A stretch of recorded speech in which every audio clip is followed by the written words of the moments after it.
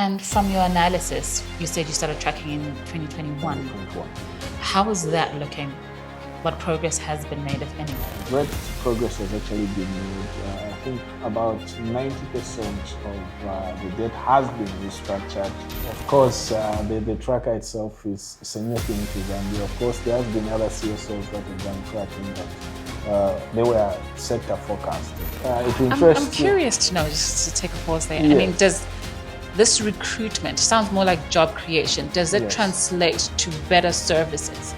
Unfortunately, he appointed his younger brother into foreign service, who actually did not have proper qualifications. That was a broken promise. So that kind of falls into governance and corruption, wouldn't it be? Yes, I'm into governance. I think so.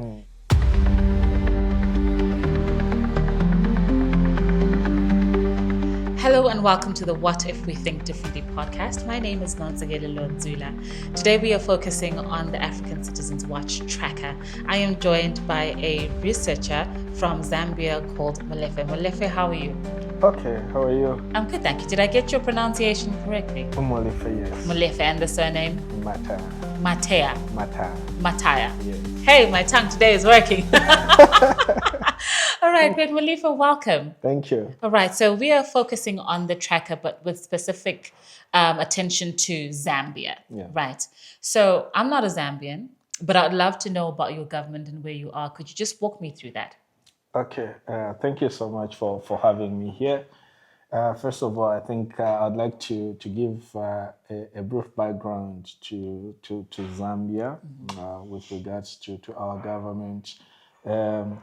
We started tracking in 2021, August 2021, when the United Party for National Development government was just ushered into government with a landslide victory in the elections, I must say, because there were a lot of promises that were made. Unfortunately, I should say that most of them, of course, that convinced the voters to actually vote the government in were not written promises. Most of them were actually sweeping statements. Verbal statements. Yes, such as, Millimil right now is at 130. When I come into power, I'll reduce it to 50 kwacha. Statements such as I'll reduce fuel to 5 kwacha. Of course, considering the economic situation at that time in the country, it was quite bad, and citizens were actually inclined to vote more for such kind of a citizen. A candidate, and we saw the United Party for National Development come into power based on most of those verbal promises that they made to the Zambian people. All right, so if they were verbal, did they then have a manifesto? Was the manifesto then taken from the things that they were then speaking in public? Oh, yes. They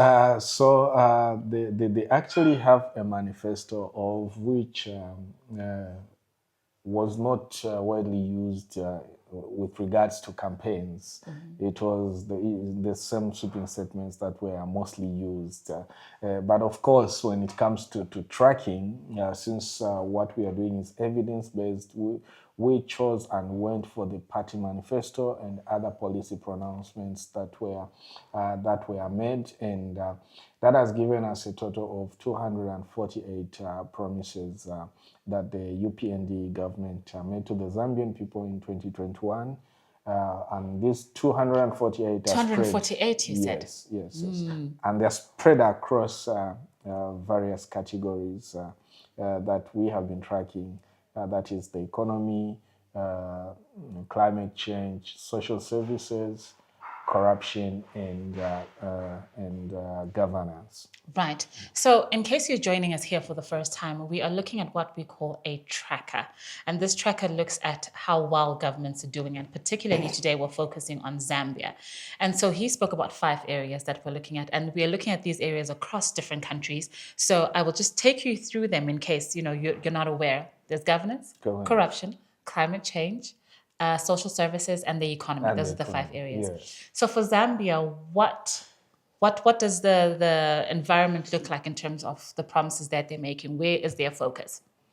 Okay, so we have a huge number of promises that were made around the economy, which amounts to 58% of the promises. That is 143 out of the 248.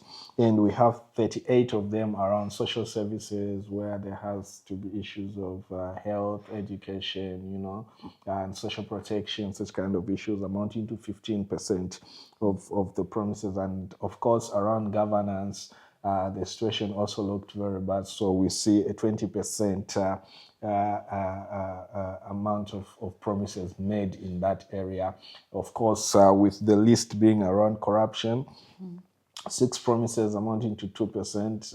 And of course, climate change has 12 promises, which is just about 5% of the total promises. Okay, so let's just take a little pause there and look at, it seems that the bulk of the promises are around the economy. Yes. Just walk me through some of the promises that are the most prominent ones around the economy. What is Zambia focusing on? So the major promises around the economy were physical discipline and, of course, debt management, seeing that at that time the country had actually, Zambia was actually the first country to default on the Eurobonds around that time. So our debt situation was very bad. Around the time the government came into power. Yes, that was actually before, I think a year before. Right. Yeah, so we also see how Zambia failed to actually pay on their dues. Also, perhaps maybe because of the COVID-19 challenges that were there around that time. Yeah, so the major promises were around physical discipline and debt restructuring. And from your analysis, you said you started tracking in 2021. 2021, yes. How is that looking? What progress has been made, if any?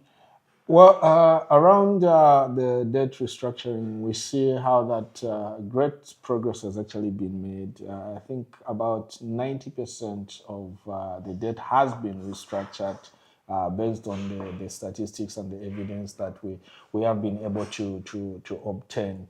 The government is doing fairly well in that area, and also we see improvements in GDP and also a reduction in the inflation rate.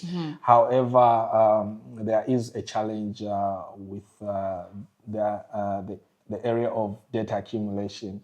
So we see how that when they came into power, debt was slightly around 14 billion USD, but as of last year, 2024 November, it stood at 25 billion. So we'll see how that this side you're trying to restructure debt, but on the other side, Your debt debt has is increasing. continued to increase. So how would you then gauge that promise?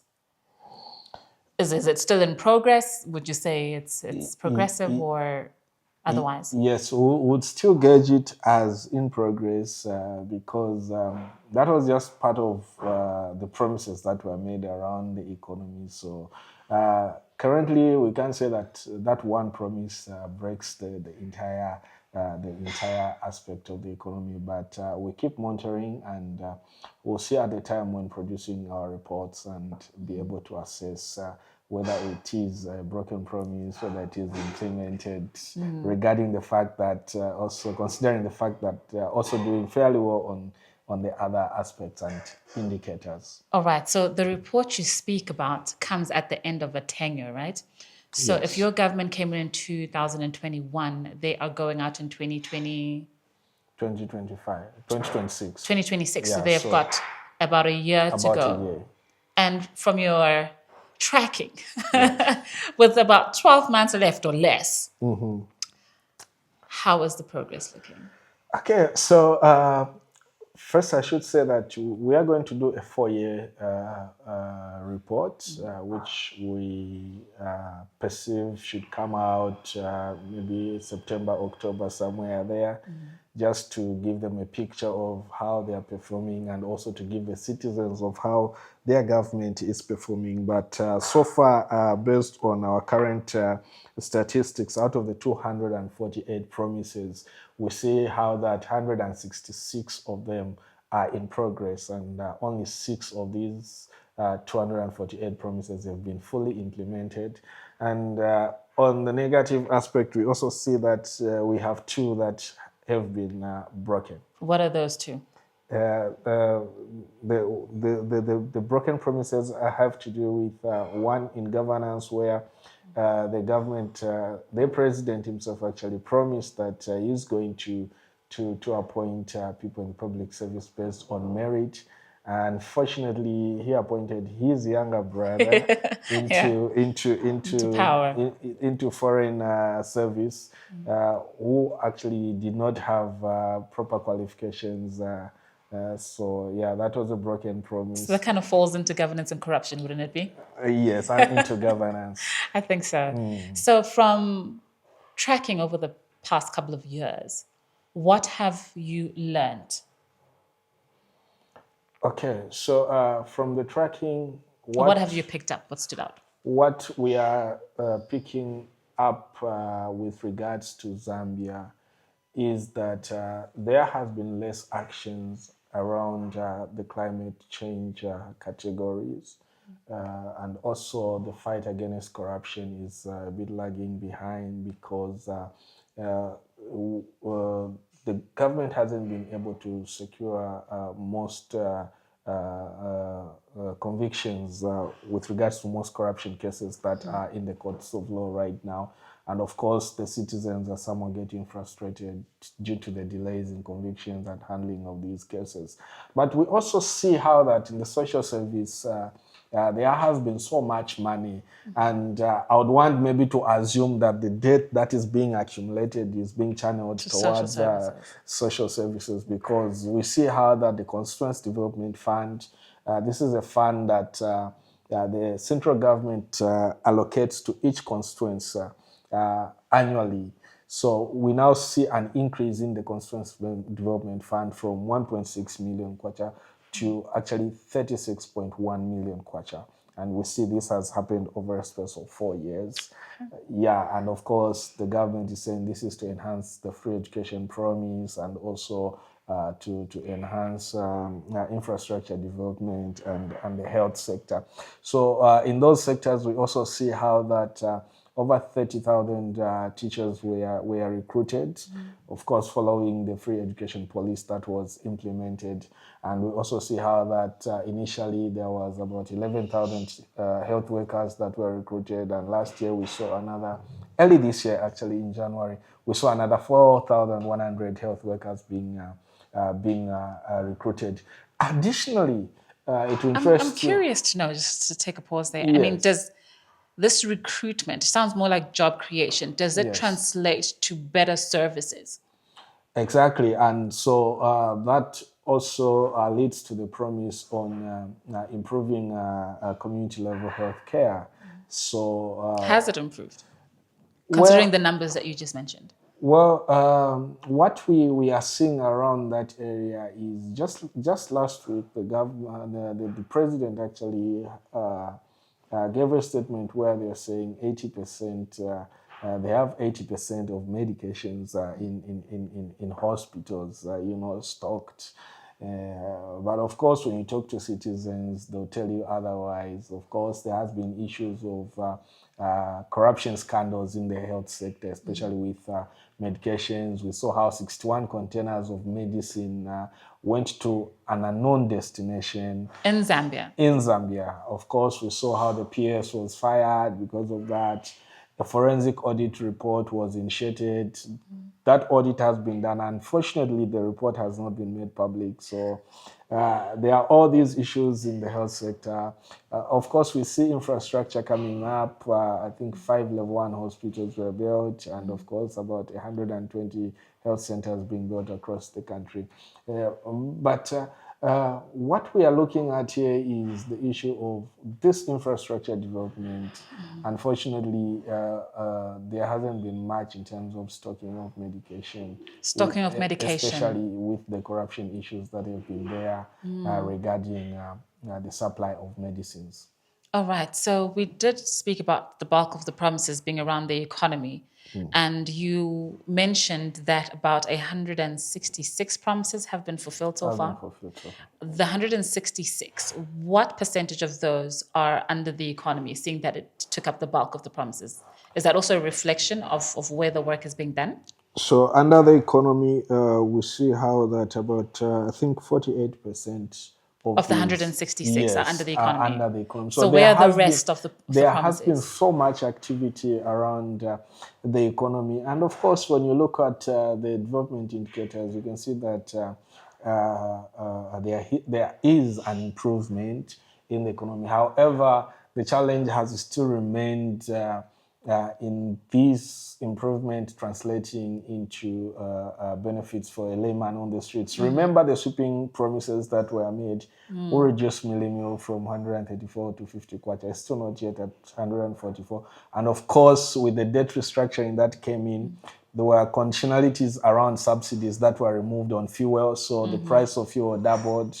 There were subsidies on maize and milling meal. All those were removed, so the prices went up. And I think that is what the current government is going to struggle with in terms of convincing their voters in the coming election, because of the sweeping statements that were made and have been unfulfilled. And interestingly, there was one where the president actually promised to say, I'm voted in at 10 hours, and by 14 hours, the dollar kwacha exchange rate would have been reduced. And many Zambians are still saying that it's not yet 14 hours. So it will be quite interesting to see how that's going to play out. And play out in 2026. From your experience of tracking in the past couple of years, has there been a significant change from the year that you started moving on towards now? What are some of the lessons that you've learned and challenges you faced on the way? Okay, so the major challenge, I think, has been the sources of information regarding the government actions. Of course, we relied on the national broadcaster. And unfortunately, at times, I think up to now, their website is down. So now you look at a situation where you've put a link to their website to say this is the source of information, and somebody clicks on that link and the website is nowhere to be found. So that has been a challenge. And of course, the tracker itself is a new thing to Zambia. Of course, there has been other CSOs that have done tracking, but they were sector focused. For instance, Transparency International has done a number of studies and tracking around decentralization. We saw how also Action Aid did something around governance. But the SCW is a tracker that is tracking the entire government performance in terms of those 5 categories that we've mentioned. So it's something that is new. And we are making a bit of strides in terms of popularizing the platform, but I think we can do more to just ensure also that citizens participate. Remember, it's evidence-based, and the citizens also have a platform where they can actually contribute to the growth and development of this tracker by submitting their actions and also sharing their experiences. So the lessons we are learning is that there's more to be done in terms of visibility with regards to the tracker, and also finding entry points to begin to engage with the government, seeing that we are now, today is 22nd, right? So actually, as of yesterday, the UPND government turned 4 in government. Oh, okay. So yeah, so we must begin to make strides towards entry points to begin to engage with the government. Oh, that's going to be very interesting. They turned 4 and they're left with 12 months to finish off the other promises that are left with the 166. Okay, so how would you want the ordinary citizen to engage with the tracker? and how I know that you spoke about government also engaging, and I'm assuming because then this particular government will be ending their tenure. They might continue. It might be a new government that's coming up. How would you like that to look in terms of the influence that your tracker will have? Okay, so going forward, would want citizens to first of all visit the site, and like I always say, the same way the law has got no emotions, the tracker has no emotions as well. It's evidence based. Let citizens visit the site. Let them submit actions at ground level, what's happening in their communities, of course, with evidence of what really is happening. It could be pictures, it could be videos, maybe a link to a news item of whatever is happening in their communities, and also begin to look critically at the findings on the tracker, so that in the remaining 1 year that the UPND government has, they can begin to engage government and demand for answers, demand for accountability, demand for transparency in certain areas. Okay, so it's a form of helping citizens, providing them with information so that they are able to then take up action on their own and to see how well the government is doing. Yes. Did I get that correct? Yes, correct. All right. So what are your parting shots around Zambia and this tracker, and your thoughts, your lessons, the difficulties you faced, and what you'd like to see in the future? Okay, what we'd like to see in the future is actually citizens looking beyond the elections. The atmosphere in Zambia is an atmosphere where I feel actually people are always looking at elections.